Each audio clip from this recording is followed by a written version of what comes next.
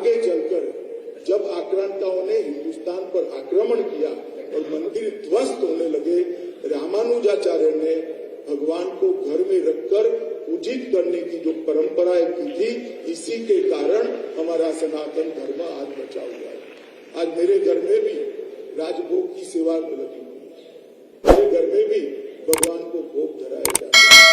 एक बहुत बड़ा काम था जिन्होंने कपड़े से कपड़े समय के अंदर हमारे सनातन धर्म को टिकाने का काम किया और आगे बढ़ाने का काम। महिला सशक्तिकरण के लिए भी भगवत रामानुजाचार्य ने ढेर सारे काम करे। तिरुवल्ली में एक दलित महिला के साथ शास्त्रार्थ के बाद उन्होंने उस महिला से कहा कि आप मुझसे कई गुना ज्यादा ज्ञानी है। इसके बाद संत रामानुजाचार्य ने इस महिला को दीक्षा दी और उसकी मूर्ति बनाकर, एक दलित महिला की मूर्ति बनाकर मंदिर में प्रस्थापित कर समग्र सनातन धर्म के अनुयायियों को एक संदेश देने का काम उन्होंने किया कि महान स्मारक जो रामानुजाचार्य का उनके जीवन की कल्पना और जीवन के कर्तृत्व से बना है, मेरे आने से लोगों को आने की यहां प्रेरणा होगी। स्वामी जी, संतों का स्वभाव होता है सूक्ष्म लोगों को बढ़ाई कर बड़े करना, परंतु मैं जानता हूं यहां आकर मैं आज चेतना और उत्साह दोनों को प्राप्त कर मेरे जीवन में आगे बढ़ूंगा। इस प्रकार के जो महापुरुषों के स्मारक होते हैं, वो जिनके अंदर संवेदना होती है, धर्म के लिए, समाज के लिए कुछ करने की प्रेरणा होती है, इच्छा होती है, ऐसे लोगों को अनेक सालों के सालों तक काम करने की चेतना और उत्साह देते हैं। और मैं बड़ी विनम्रता से स्वामी जी आपको कहना चाहता हूं, आप युगों तक ऐसे अनेक धर्म अनुरागी लोगों को प्रेरणा और उत्साह आपका भगवत रामानुजाचार्य का जो स्मारक बनाया है वो देता रहेगा। पूज्य संतगण यहाँ उपस्थित है। मैं इस सबके भी कहना चाहता हूं कि कोई भी मत, कोई भी संप्रदाय के अनुयायी वो सभी को एक बार यहाँ आने की प्रेरणा इसलिए देनी चाहिए कि अंततो गत्वा सनातन धर्म की शरण में ही सबके उद्धार का मूल बसा है।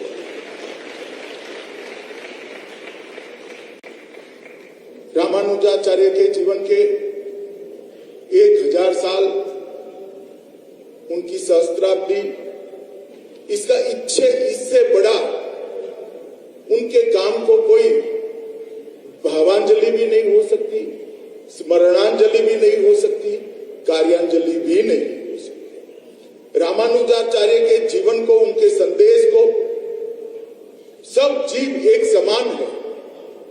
वेदों के मूल वाक्य को उन्होंने समय की गर्त से बाहर निकालकर अपने कर्तृत्व से किसी की भी लिए कटु कुछ बोले बगैर अनेक परंपराओं को तोड़ते हुए समाज के बीच में रखा, उसको प्रस्तावित किया और आज 1000 साल के बाद भी न केवल भारत, पूरे विश्व को वो संदेश दे रहा है। इस स्टैच्यू ऑफ इक्विटी की प्रतिमा अभी हमारे देश के सम्माननीय प्रधानमंत्री श्रीमान नरेंद्र मोदी जी और दंडी स्वामी जी के कर कमलों से इसका उद्घाटन हुआ। मैं अभी वहां जाकर आया।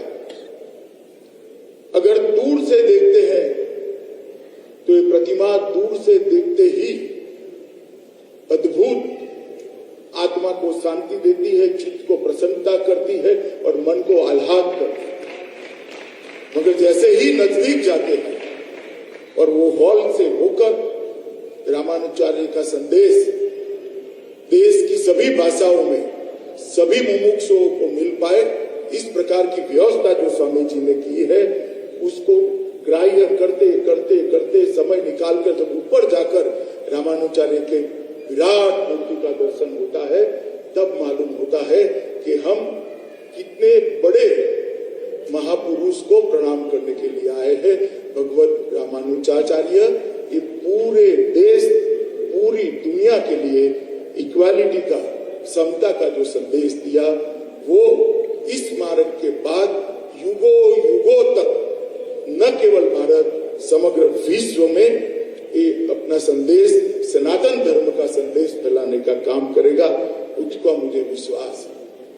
भारत के इतिहास को महाभारत के पहले से लेकर, रामायण काल से लेकर आज तक देखेगा, बहुत सारे उतार चढ़ाव आए और सनातन धर्म भी काल की अनेक थपेड़ों को खाते खाते खाते खाते अपनी अस्तित्व को बचाते हुए, कभी दैदीप्यमान स्वरूप से, कभी आगे आने वाले स्वरूप में जाने के लिए एक प्रकार से कभी काल बाह्य होने बगैर सनातन धर्म भी इसके साथ ही आगे बढ़ता है। हमने देखा है सनातन धर्म पर जब जब संकट आया, कोई न कोई आया जिसने सनातन धर्म की ज्योत को प्रज्वलित की, दैदीप्यमान की और एक ज्ञान यात्रा को समग्र विश्व में आगे बढ़ाया। रामानुजाचार्य भी एक ऐसे ही जिन्होंने शंकराचार्य के बाद एक काम को बहुत अच्छे तरीके से किया। आदि शंकर ने ढेर सारे मत मतांतरों को एक करते हुए सनातन धर्म की छत्र छाया में देश को एक करने का, एक छत्री के नीचे लाने का काम किया और रामानुजाचार्य ने अपने जीवन कवन से पूरे देश को सनातन धर्म के साथ जोड़ने का काम किया। कई सारे कुरिवाज, कुप्रथाएं कटु विरोध करे बगैर अपने कर्म से निपट लिया। कई बार मैं जब पढ़ता हूं तब मुझे विचार आता है कि सनातन धर्म में ऐसा क्या है कि जिसकी धारा क्षुण्ण रूप से कालबाह्य हुए बगैर बहे ही जाती है। ऐसा क्या है, इसके अंदर अमृत तत्व क्या है? और कई सारे धर्मों का भी अभ्यास करते हैं। जब तुलनात्मक अभ्यास करते हैं तो नजर में आता है कि सनातन धर्म में मैं ही सत्य हूं, ये जड़ता और अहंकार नहीं। हमारे यहाँ शास्त्रार्थ की व्यवस्था रही, खंडन की व्यवस्था रही, मंडन की व्यवस्था रही और श्रेष्ठ को स्वीकारने की विनम्रता भी रही। और इसी के कारण सनातन धर्म आगे बढ़ता गया। हो सकता है आज ध्यान से देखने वालों को देखे कि हम काफी पिछड़ गए, मगर ये सारे देश के सभी मतों के संप्रदाय के आचार्य यहाँ बैठे हैं। आप सभी को देखकर मुझे पूरा भरोसा है कि यात्रा ना कभी रुकेगी, ना कभी थमेगी और फिर से एक बार दिग्विजयी होकर पूरे विश्व के अंदर ज्ञान का प्रचार और प्रसार करेगी। आज मैं जब यहाँ आया हूँ तब इस पवित्र भूमि पर, यहाँ पर जो स्मारक बनाया है और इसके साथ साथ वेद अभ्यास की भी व्यवस्था करी है। वेद की 9 के 9 शाखाओं के अभ्यास शास्त्रोक्त तरीके से हो सके, ऐसे विद्यार्थी भी यहाँ से निकलेंगे, पूरे देश भर में फैलेंगे और जहां जहां जाएंगे वहां वेद के ज्ञान की सुगंध को, उसकी ज्योत को प्रज्वलित करते जाएंगे। और इसके साथ रामानुजाचार्य का जो संदेश था, उनके जीवन का संदेश था, और इस संदेश को हर व्यक्ति समझ सके, इस प्रकार से यही स्मारक के साथ देश की सभी भाषाओं में प्रसारित करने का काम स्वामी जी ने किया है। मैं फिर से पूज्य श्री चिन्ना जी स्वामी जी को बहुत समग्र देश की ओर से साधुवाद और धन्यवाद करना चाहता हूँ। आज जब मैं यहाँ आया हूँ तब यहाँ पर 1035 कुंभ के साथ श्री लक्ष्मी नारायण महायज्ञ भी हो रहा है। चारों वेद की 9 की 9 उपलब्ध शाखाओं का पाठ भी किया जा रहा है। अष्टाक्षरी मंत्र का 10 करोड़ जाप हो रहा है, जिससे हमें मालूम पड़ेगा कि ये धरती हमेशा के लिए कितनी पवित्र होने वाली है। इतिहास, पुराणों और आगमों का भी पाठ हो रहा है। सभी प्रकार की पूजा व्यवस्था और पूजा पद्धति को भी समाहित और संरक्षित करने का भी यहाँ पर एक व्यवस्था किया गया है। और श्री रंगम के रंगनाथ के तिरुपति के श्री वेंकटेश्वर स्वामी सहित 108 प्रेरणा केंद्रों दिव्य देशों के अभिषेक से ये मूर्ति के आगे यज्ञ संपन्न हो रहा है। महाप्रसाद भी 24 घंटे भक्तों के लिए वितरित किया जा रहा है। और आज मैं इतना जरूर कहना चाहता हूं कि आपका ये जो प्रयास है, आने वाले अनेक सालों तक स्वामी जी इसको पूरा देश याद रखेगा। सनातन धर्म के सभी अनुयायी, चाहे किसी भी मत को मानने वाले हो, वो सभी इसको जरूर याद करेंगे, इसका अनुमोदना भी करेंगे। मेरा स्वामी जी से परिचय 2003 में गुजरात में जब भूकंप आया तब हुआ था। स्वामी जी चुपचाप कोई सुविधा, सरकारी सुविधा मांगे बगैर एक गांव पकड़कर बैठ गए थे और वो गांव को पूरा बनाकर ही वहां से। इसके बाद में भी मेरा 2 बार संपर्क आया। मैं वो गांव के उद्घाटन के लिए वहां कच्छ गया था जो स्वामी जी ने बनाया था। और उसके बाद भी जब भी मिला मुझे आश्चर्य होता है कि इतने बड़े बड़े काम करने की प्रेरणा स्वामी जी कहां से लाते हैं और ईश्वर उनको पूरी करने की भी बहुत बड़ी क्षमता देता है। आज वैदिक परंपरा और संस्कृति की शिक्षा देने का आपने यहाँ पर जो काम शुरू किया है, मैं ईश्वर से हमेशा प्रार्थना करूंगा स्वामी जी, मेरी नित्य प्रार्थना का हिस्सा रहेगा कि ये काम अनेक युगों तक चलता रहे और सनातन धर्म की सेवा करता रहे। इतने सारे विद्वानों के सामने, इतने सारे संतों के सामने विशिष्टाद्वैत दर्शन पर मेरे लिए कुछ बोलना असंभव है। मैं जन्म से वैष्णव और शुद्धाद्वैत का अनुयायी।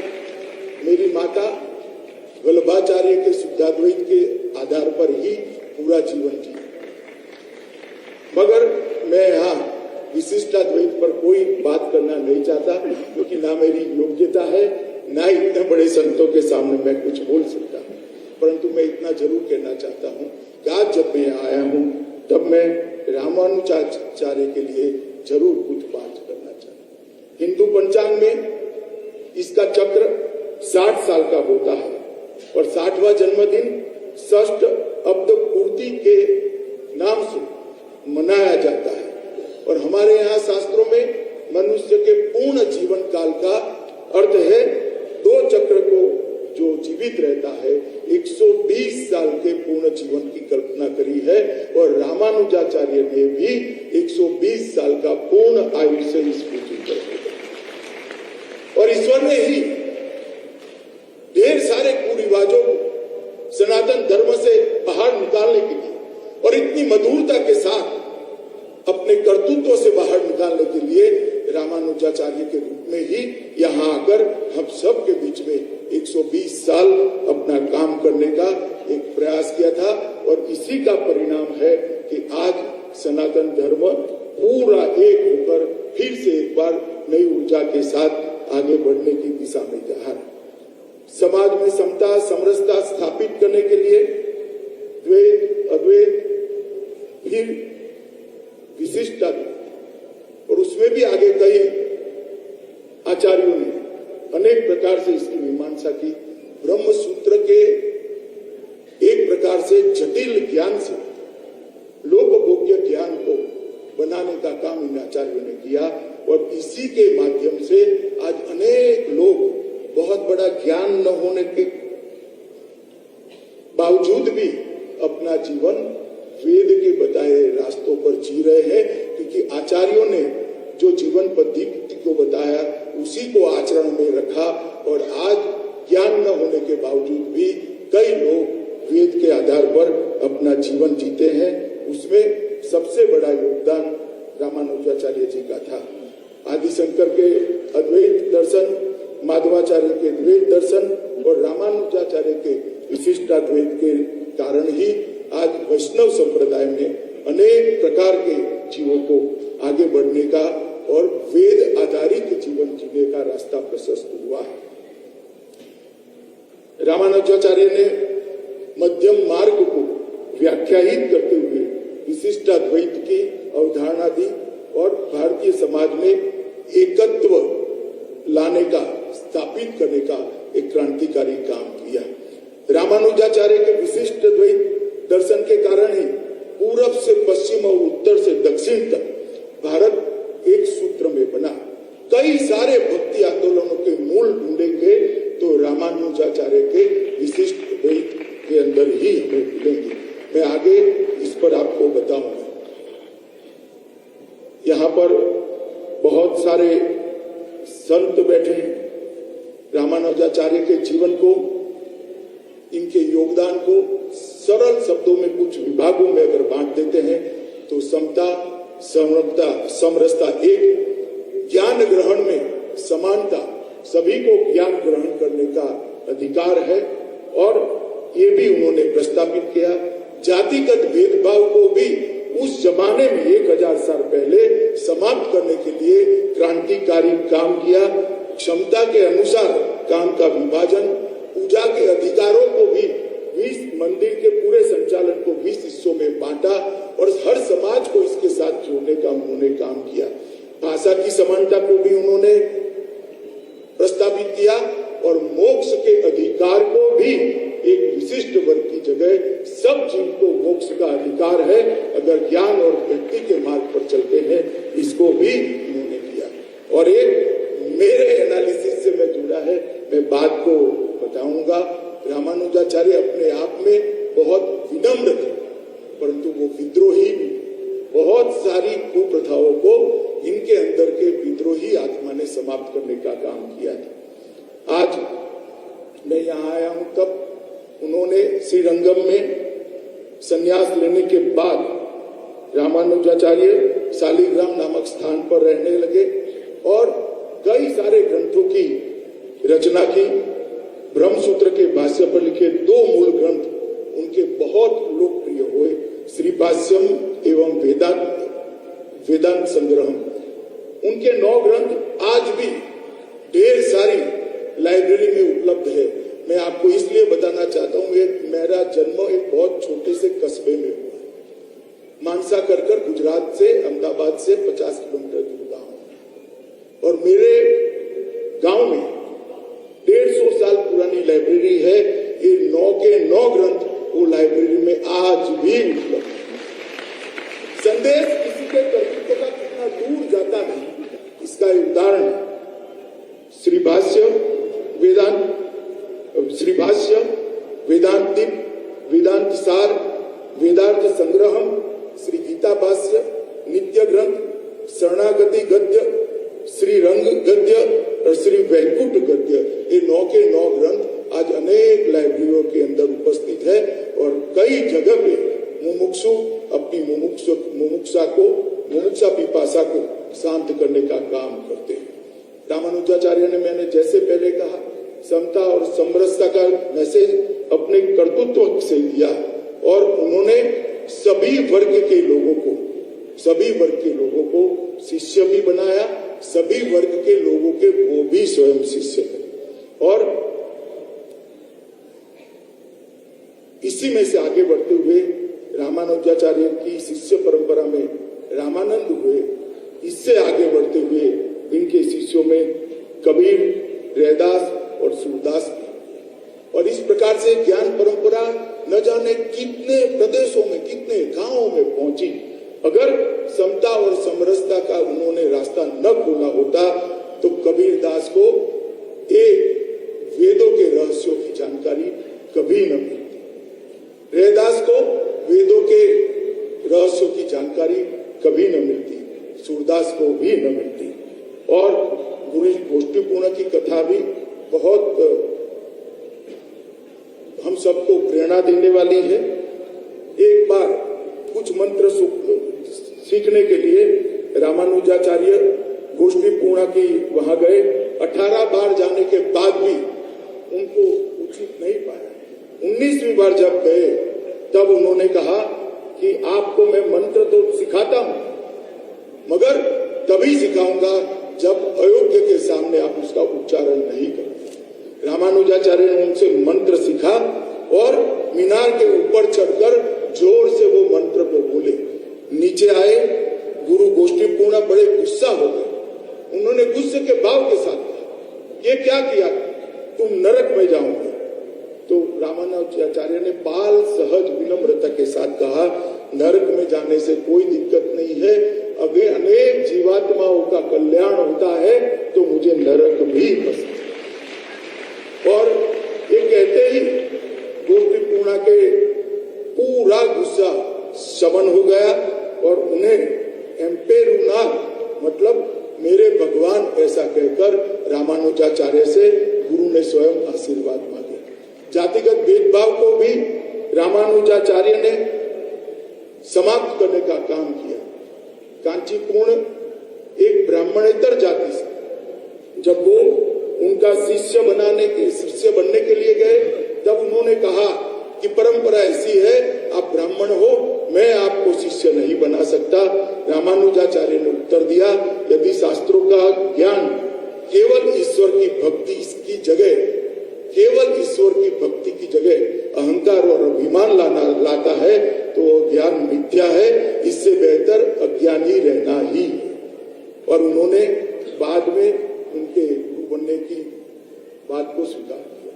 बाबा साहब आम्बेडकर ने भी इसको एक्नोलेज करते हुए लिखा है, हिंदू धर्म में समता की दिशा में यदि किसी ने महत्वपूर्ण काम किया है और उनको व्यवहार में लागू करने का प्रयास किया है तो वो संत रामानुजाचार्य ने ही किया है।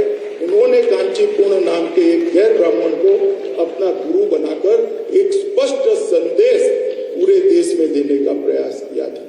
समता के अनुसार भगवान की सेवा करने का सबको अधिकार है। इस बात को उन्होंने व्यवहार से मंदिरों के प्रशासन के अंदर लागू किया और उन्होंने प्रशासन के अंदर कई सारे 20 हिस्से बनाए और 20 हिस्सों में मंदिर की टोटल प्रशासन को बांटकर उन्होंने सब समाज के लोगों को 20 के 20 हिस्सों के साथ जोड़कर सर समाज को मंदिर के लिए कुछ करने का अधिकार देने का काम किया। इससे सारा समाज आज मंदिर के साथ जुड़ा हुआ हमें देखता मिलता है।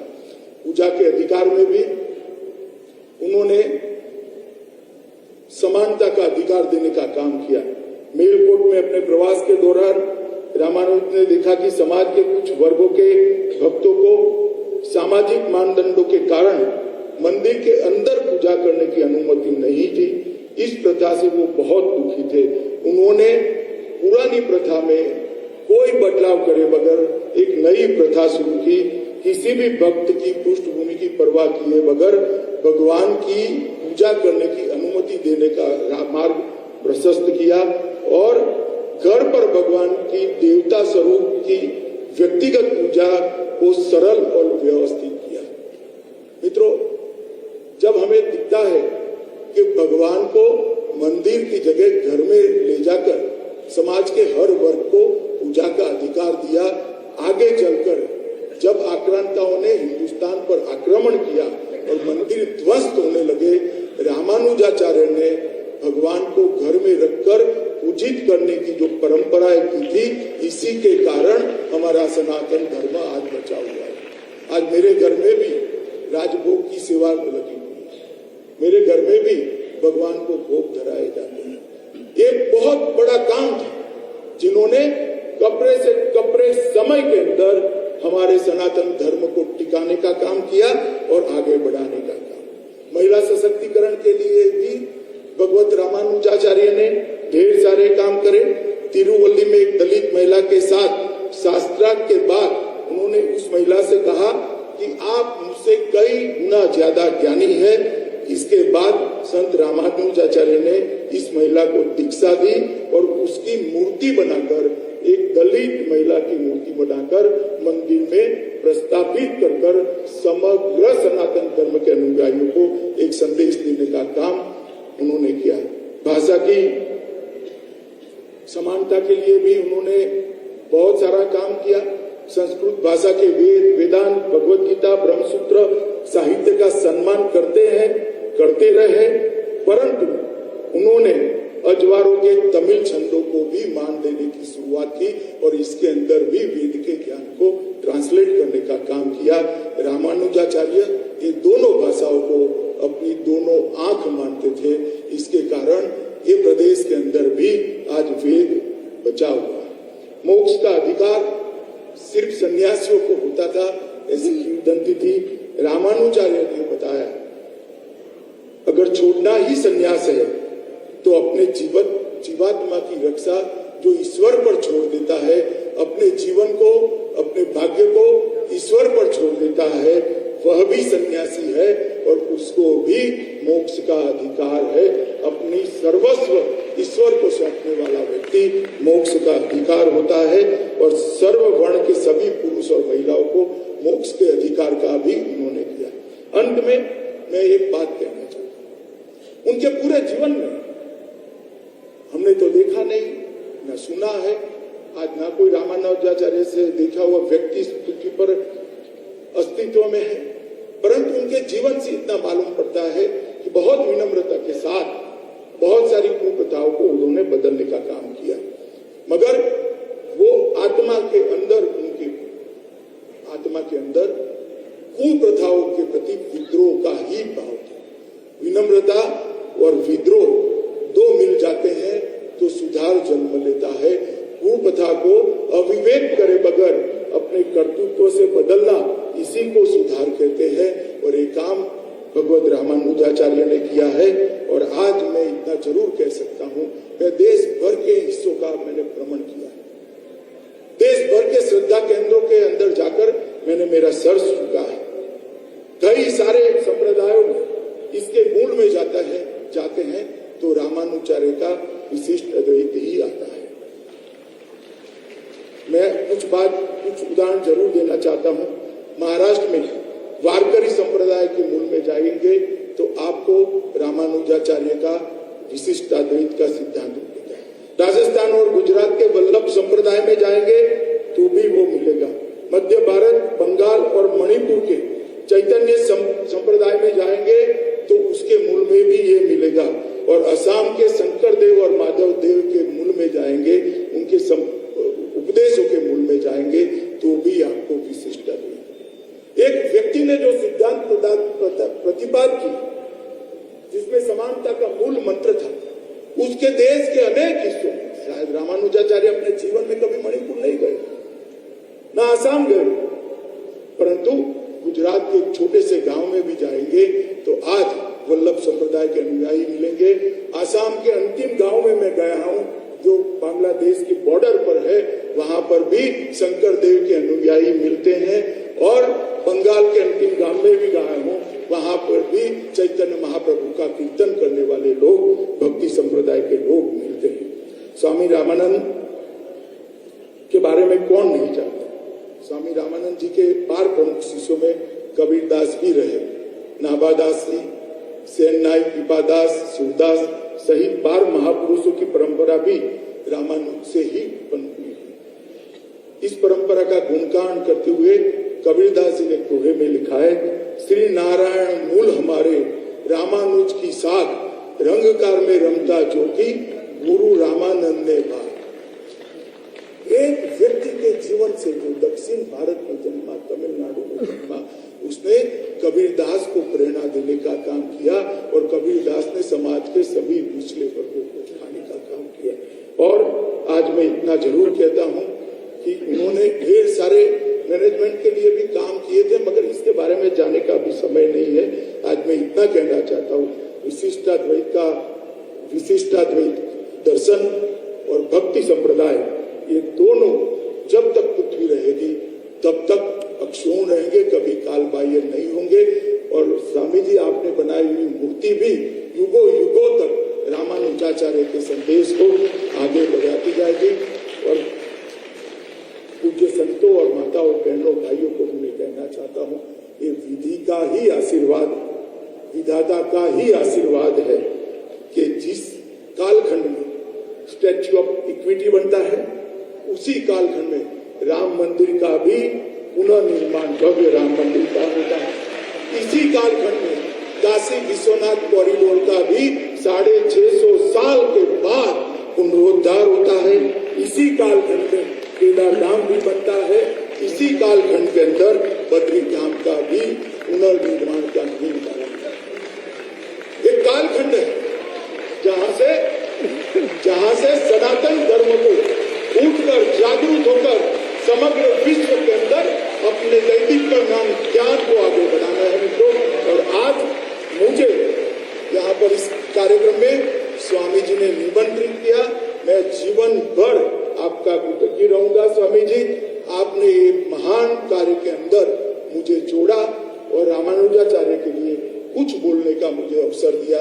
मैं मानता हूं कि सालों सालों तक आपका बनाया हुआ रामानुजाचार्य का ये स्टैच्यू ऑफ इक्विटी विशिष्ट अद्वैत का संदेश विश्व भर को देगा, समानता का संदेश विश्व भर को देगा और सनातन धर्म का संदेश विश्व भर को देगा।